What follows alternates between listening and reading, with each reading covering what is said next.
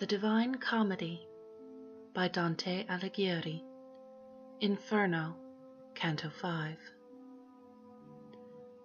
Thus I descended out of the first circle, down to the second, that less space begirds, and so much greater dole that goads to wailing. There standeth Minos horribly, and snarls, examines the transgressions at the entrance, judges, and sends according as he girds him.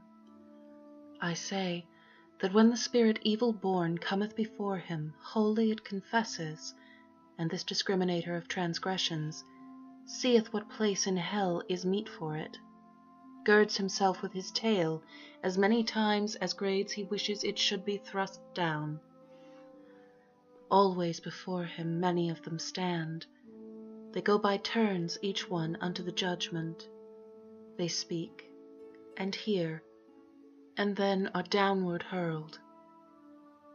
"O thou that to this dolorous hostelry comest," said Minos to me when he saw me, leaving the practice of so great an office, "look how thou enterest, and in whom thou trustest. Let not the portal's amplitude deceive thee." And unto him my guide, "Why criest thou too? Do not impede his journey fate ordained. It is so willed where there is power to do that which is willed, and ask no further question." And now begin the dolesome notes to grow audible unto me. Now am I come there where much lamentation strikes upon me. I came into a place mute of all light, which bellows as the sea does in a tempest, if by opposing winds 'tis combated. The infernal hurricane that never rests hurtles the spirits onward in its rapine, whirling them round, and smiting it molests them. When they arrive before the precipice, there are the shrieks, the plaints, and the laments. There they blaspheme the puissance divine. I understood that unto such a torment the carnal malefactors were condemned, who regions subjugate to appetite. And as the wings of starlings bear them on, in the cold season in large band and full, so doth that blast the spirits maledict. It hither, thither, downward, upward drives them. No hope doth comfort them for evermore, not of repose, but even of lesser pain. And as the cranes go, chanting forth their lays, making in air a long line of themselves, so I saw coming, uttering lamentations, shadows borne onward by the aforesaid stress. Whereupon said I, "Master, who are those people, whom the black air so castigates?" "The first of those, of whom intelligence thou fain wouldst have." Then said he unto me, "The Empress was of many languages. To sensual vices she was so abandoned, that lustful she made licit in her law to remove the blame to which she had been led. She is Semiramis, of whom we read that she succeeded Ninus and was his spouse. She held the land where now the Sultan rules. And next is she who killed herself for love, and broke faith with the ashes of Sychaeus, then Cleopatra the voluptuous. Helen I saw, for whom so many ruthless seasons revolved, and saw the great Achilles, who at the last hour combated with love. Paris I saw, Tristan, and more than 1,000 shades did he name and point out with his finger, whom love had separated from our life. After that I had listened to my teacher, naming the dames of eld and cavaliers. Pity prevailed, and I was nigh bewildered, and I began, "O poet, willingly speak would I to those two, who go together and seem upon the wind to be so light."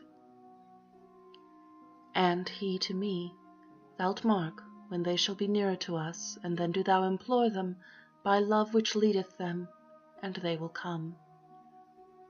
Soon as the wind in our direction sways them, my voice uplift I, O ye weary souls, come speak to us if no one interdicts it." as turtle-doves, called onward by desire, with open and steady wings to the sweet nest, fly through the air by their volition borne, so came they from the band where Dido is, approaching us athwart the air malign, so strong was the affectionate appeal. O living creature gracious and benignant, who visiting goest through the purple air, us who have stained the world in carnadine, if were the King of the universe our friend, we would pray unto him to give thee peace, since thou hast pity on our woe perverse. Of what it pleases thee to hear and speak, that will we hear, and we will speak to you, while silent is the wind as it is now. Sitteth the city wherein I was born, upon the seashore where the poet descends, to rest in peace with all his retinue. Love, that on gentle heart doth swiftly seize, seized this man for the person beautiful that was ta'en from me, and still the mode offends me. Love, that exempts no one beloved from loving, seized me with pleasure of this man so strongly, that as thou seest, it doth not yet desert me. Love has conducted us unto one death. Cain awaiteth him who quenched our life. These words were borne along from them to us. As soon as I had heard those souls tormented, I bowed my face and so long held it down, until the poet said to me, What thinkest? And when I made answer, I began, Alas, how many pleasant thoughts, how much desire conducted these unto the dolorous pass. Then unto them I turned me and I spake, and I began, Thine agonies, Francesca, sad and compassionate to weeping make me. But tell me at the time of those sweet sighs, by what and in what manner love conceded that you should know your dubious desires. And she to me, There is no greater sorrow than to be mindful of the happy time in misery, and that thy teacher knows. But if to recognize the earliest root of love in us thou hast so great desire, I will do even as he who weeps and speaks. One day we were reading for our delight of Lancelot. How love did him enthrall. Alone we were, and without any fear. Full many a time our eyes together drew, that reading, and drove the colour from our faces. But one point only was it that o'ercame us, when as we read of the much longed for smile, being by such a noble lover kissed, this one, who ne'er from me shall be divided, kissed me upon the mouth all palpitating. Galeotto was the book, and he who wrote it. That day no farther did we read therein. And all the while one spirit uttered this, the other one did weep, so that for pity I swooned away as if I had been dying, and fell, even as a dead body falls.